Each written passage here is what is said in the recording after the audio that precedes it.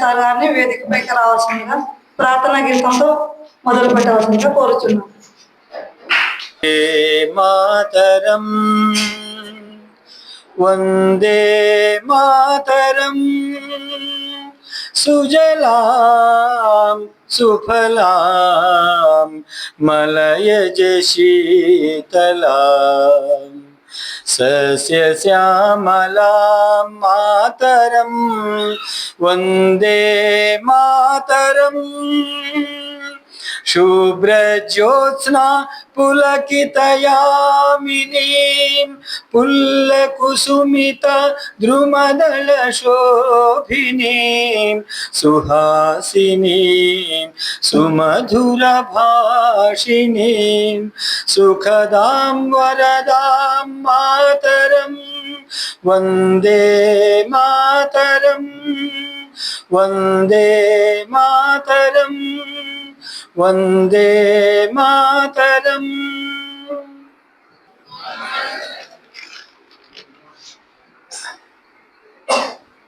November 26 అంటేనే రాజ్యాంగ దినోత్సవం అనేది మన మనసుల్లో మనకు స్ఫూర్తి కల్పించే దినంగా మనం భావించాలి.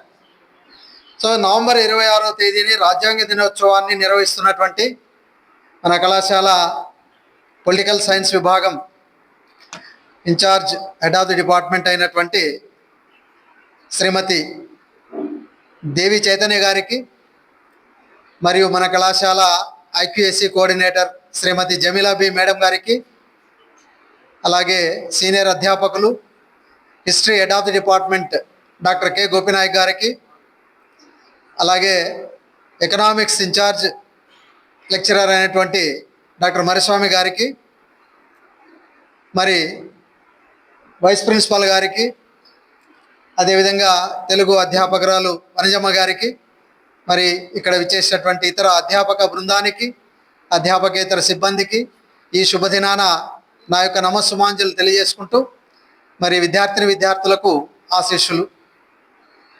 మనందరికీ తెలుసు 1947 ఆగస్టు 15వ తేదీన మనకు స్వతంత్రం సిద్ధించింది అనే విషయం మనందరికీ తెలుసు.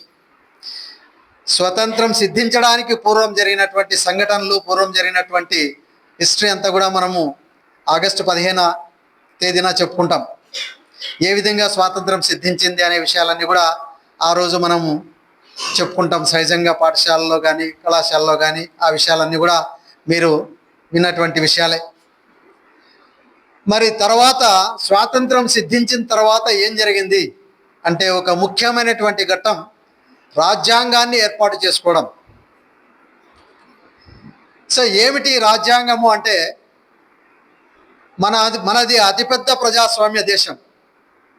ఈ అతిపెద్ద ప్రజాస్వామ్య దేశం ఒక పద్ధతిగా, ఒక సక్రమంగా, ఒక సామ్యవాద పద్ధతిలో 1949లో నవంబర్ 26వ తేదీన ఇదే రోజున 1949లో ఇదే రోజున ఆమోదముద్ర పడింది. రాజ్యాంగానికి ఆమోదముద్ర పడింది. సరే, ఆమోదముద్ర పడిన తర్వాత గణతంత్రం రావడానికి మనకు జనవరి 26వ తేదీని ఎంపిక చేసుకున్నారు. దానికి గతంలో జరిగినటువంటి 1930లో జరిగినటువంటి సంఘటనల గుర్తు చేసుకోవడానికి మరి జనవరి నెలని తీసుకోవడం, అది 1950లో జనవరి 26వ తేదీన సంపూర్ణమైనటువంటి పరిపూర్ణమైనటువంటి స్వాతంత్రం మనకు ప్రకటించుకోవడం జరిగిందనమాట. అతిపెద్ద రాజ్యాంగంతో కూడినటువంటి స్వాతంత్రాన్ని ఆ రోజు ప్రకటించుకోవడం జరిగింది. అంటే ఈ రోజున రాజ్యాంగం ఏర్పడినటువంటి రోజుగా మనం భావించుకోవచ్చు. మరి జనవరి 26నే గణతంత్ర పూర్తి స్వరాజ్యం, సంపూర్ణ స్వరాజ్యం ఏర్పడినటువంటి దినంగా మనము భావించుకుంటాం. సో ఇంతటి ముఖ్యమైనటువంటి స్వాతంత్ర సమరంలో మనము సాధించినటువంటి ఘట్టాలలో ఇది ఒక ముఖ్యమైనటువంటి చారిత్రాత్మకమైనటువంటి ఘట్టం. అందువల్ల ఈ రోజుని మనము ఒక రాజ్యాంగ దినోత్సవం, కాన్స్టిట్యూషన్ డేగా మనం పరిగణించుకొని మరి ముఖ్యంగా 2015 నుంచి ఈ కార్యక్రమాలన్నీ కూడా my learned friends and my dear students. So 26th 11 అనేది మన దేశ చరిత్రలో ఒక ముఖ్య చారిత్రాత్మకమైనటువంటి దినం. 26 నవంబర్ 1949 రాజ్యాంగం ఆమోదించబడింది. సో కాన్స్టిట్యూషన్ అంటే it's not a book, it's not only a set of information. అంటే ఏదో ఆర్టికల్స్ అవి ఇవి చెప్తుంటారు, కానీ యాక్చువల్గా constitution it is the driving force. అంటే ఇంత పెద్ద 140 కోట్ల జనాభా ఉన్న దేశాన్ని నడిపిస్తున్నది. Our country has been successful for the past 75 years only just because of our constitution. అంటే మన దేశము 75 సంవత్సరాలుగా ఎన్నో ఒడిదుడుకులు ఉన్నప్పటికీ విజయవంతంగా ముందుకు సాగుతుంది అంటే కారణం మన కాన్స్టిట్యూషన్ అని చెప్పవచ్చు. And heads of the founders of the constitution. ఈ కాన్స్టిట్యూషన్ అనే దాన్ని దాదాపు 280 మంది వ్యక్తులు కలిసి ఈ యొక్క కాన్స్టిట్యూషన్ రూపొందించడం జరిగింది. ఎందుకంటే అప్పుడుండే ఆ కాలానికి తగినట్లుగా అప్పట్లో చాలా అసమానతలనే ఉండేవి. ఉదాహరణకి ఓటు హక్కు అనేది అందరికీ ఉండేది కాదు. ఎవరైతే పన్నులు కడతారో వాళ్ళకు మాత్రమే ఓటు ఉండేది. ధనికులు వర్గాలకు మాత్రమే ఓటు అందుబాటులో ఉండేది. సో అటువంటి అసమానతలన్నీ గుర్తుపెట్టుకొని మన సమాజానికి ఏ రాజ్యాంగం అయితే సరిపోతుంది, ఏ విధానం అయితే సరిపోతుంది అని కూలంకషంగా చర్చించి మనకు భవిష్య తరాలకు కూడా, అంటే రాబోయే మార్పులలో వాళ్ళ యొక్క మేధాశక్తి నిజంగా హెడ్స్ ఆఫ్ చెప్పవచ్చు, ఎటువంటి మార్పులు జరగవచ్చు. Responsibilities being the citizen of this country. Okay, so నేను ఎక్కువ సమయం తీసుకోలేను ఎందుకంటే మనకు so many programmes to come. So I once again congratulate. ఈ యొక్క రాజ్యాంగ దినోత్సవ సందర్భంగా మీ అందరికీ మరొకసారి శుభాకాంక్షలు తెలియజేస్తూ ఇంతటితో ముగిస్తున్నాను. Thank you very much.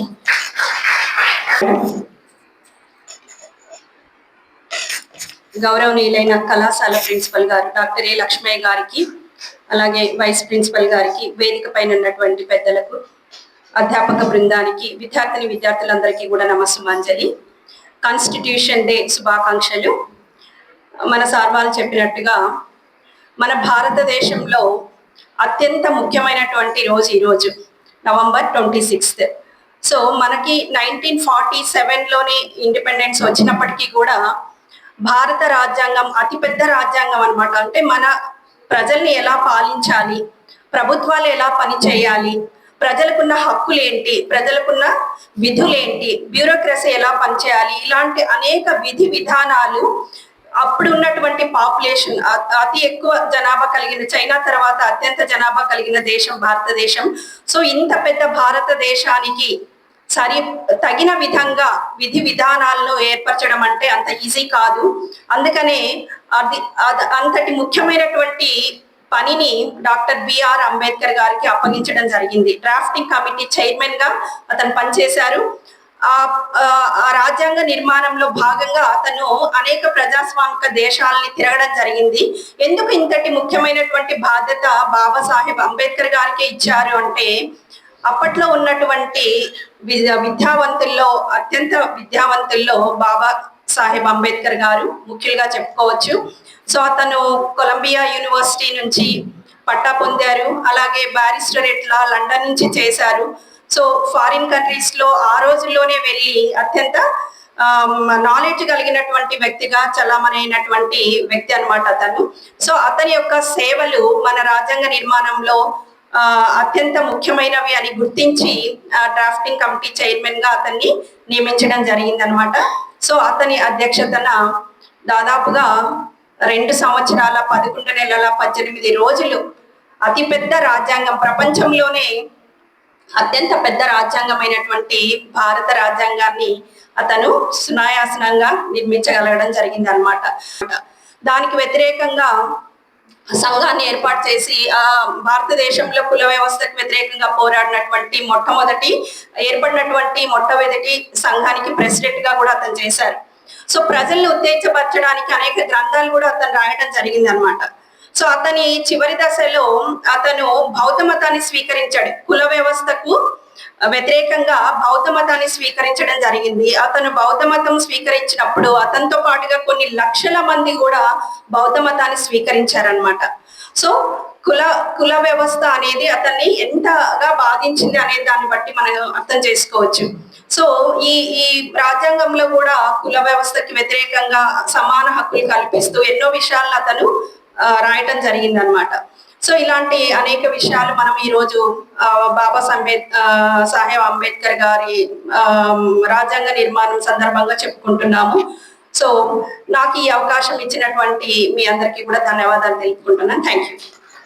అధ్యక్షత వహించినటువంటి మన కళాశాల ప్రిన్సిపల్ గారు గౌరవనీయులు లక్ష్మీ సార్ గారికి, వైస్ ప్రిన్సిపల్ శర్మ సార్ గారికి, మరియు వేదిక పైన ఉన్నటువంటి మిత్రులకు, వేదిక ముందు ఉన్నటువంటి అధ్యాపక మిత్రులకు, మరియు నా ప్రియమైన విద్యార్థులారా, మీకందరికీ ఇవాల్టి ఈ శుభప్రదమైన చారిత్రకమైన రోజు యొక్క శుభాకాంక్షలు తెలియజేస్తూ, జననీ జన్మభూమిశ్చ స్వర్గాదపి గరీయసి అన్నారు.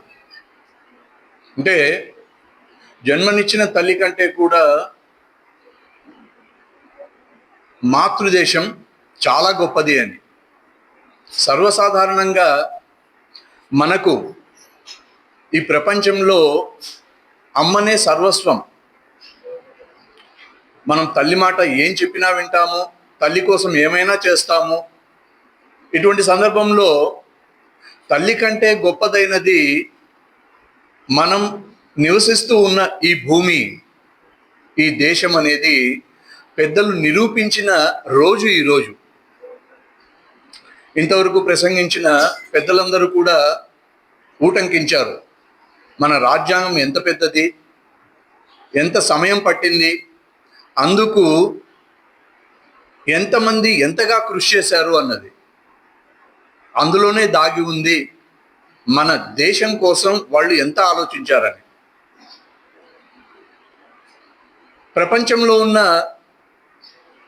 రాజ్యాంగాలలో మనది ఎందుకు అంత గొప్పది అని అన్నప్పుడు, మనం చారిత్రక నేపథ్యం ఎందుకు మనము మన యొక్క విధానాలు ఏకతాటిపైకి నడిపిస్తూ ఉన్న డిపార్ట్మెంట్, పొలిటికల్ సైన్స్ డిపార్ట్మెంట్ దేవి చైతన్యకు నేను ప్రత్యేకంగా అభినందనలు తెలియజేస్తూ, ఈ కార్యక్రమం యొక్క ఆవశ్యకత రేపటి పౌరులైన భావి భారత పౌరులైన మీరందరూ కూడా గ్రహిస్తారని, దీన్ని కాపాడుకుంటారనేసి ఆశిస్తూ ఈ అవకాశాన్ని ఇచ్చిన డిపార్ట్మెంట్ ఆఫ్ పొలిటికల్ సైన్స్, తర్వాత ప్రిన్సిపల్ గారికి, మిత్రులందరికీ కూడా ధన్యవాదాలు. Thank you very much. గౌరవనీయులు కళాశాల అధ్యక్షులు డాక్టర్ ఏ లక్ష్మయ్య సార్ గారికి, అదేవిధంగా వైస్ ప్రిన్సిపల్ సార్ గారికి, మరియు నాతోటి అధ్యాపకులందరికీ, విద్యార్థులకు రాజ్యాంగ దినోత్సవ శుభాకాంక్షలు తెలియజేస్తున్నాను. సో ముఖ్యంగా సార్ వాళ్ళంతా కూడా వివరంగా తెలియజేశారు. నేను కొన్ని విషయాలు మాత్రమే చెప్పేసి ముగిస్తాను. మరి దేశంలో, ప్రపంచంలో చాలా దేశాలకు అప్పటికే స్వాతంత్రం వచ్చింది.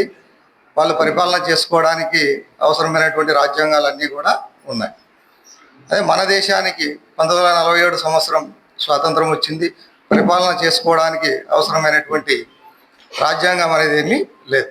సో అందుకోసం మనం ముఖ్యంగా ఒక కమిటీని ఏర్పాటు చేశారు. దాన్ని మనము డ్రాఫ్టింగ్ కమిటీ అంటాం. దానికి అధ్యక్షులుగా డాక్టర్ బిఆర్ అంబేద్కర్ సార్ గారిని మరి నియమించడం అనేది జరిగింది.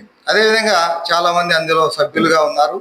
దాదాపు 2 సంవత్సరాలు 11 నెలలు 18 రోజులు కష్టపడి రాజ్యాంగాన్ని రాయడం అనేది జరిగింది. మరి ప్రారంభంలో 395 ఆర్టికల్స్, 8 షెడ్యూల్స్, అదేవిధంగా 22 భాగాలన్నీ కూడా ఉన్నాయి. సో ప్రస్తుతం అవి మరి 448 ఆర్టికల్స్, 25 భాగాలు, 12 షెడ్యూళ్ళు ఉండడం అనేది జరిగింది. మరి కాలానుగుణంగా అందులో మార్పులు వచ్చాయి కాబట్టి మిగతా వాటిని చేర్చడం అనేది జరిగింది.